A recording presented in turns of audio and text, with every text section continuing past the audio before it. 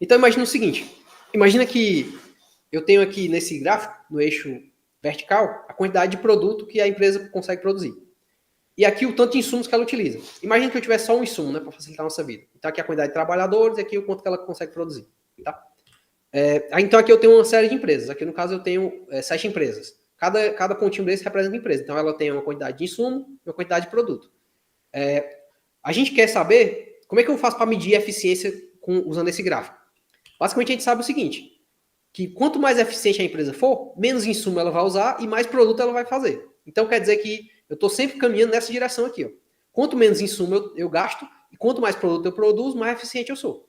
Então eu vou pegar basicamente e olhar as empresas que estão mais perto desse ponto de eficiência aqui e vou eleger elas como sendo eficiente.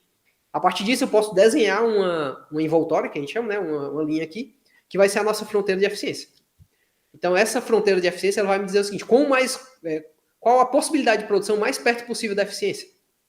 Então essas empresas aqui, elas estariam trabalhando no ótimo, porque elas estão em cima da empresa, em cima da fronteira, certo? Dessa linha a gente chama de fronteira de eficiência, se a empresa está aqui em cima, a gente chama de unidade eficiente. Então eu digo que essas empresas aqui são eficientes, tá? E as empresas que estão abaixo? As que estão abaixo, elas estão trabalhando na ineficiência. Por quê? Porque com a mesma quantidade de insumo, essa empresa aqui, ela consegue produzir mais, né? Portanto, eu tenho um gap aqui que seria a ineficiência, tá? Então a ineficiência vai ser basicamente a distância dessa unidade aqui com relação à fronteira. Essa seria a nossa medida.